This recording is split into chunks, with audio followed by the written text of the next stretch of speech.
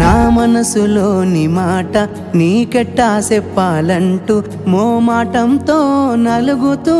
ఉన్న వేళలో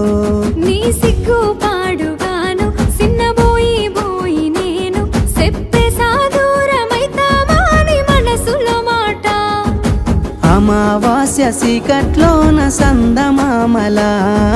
తెచ్చావే నా బతుకుల దీపాల పండుగ ఓడి అలిసిన నా గుండెకు గెలుపంటే నువ్వేగా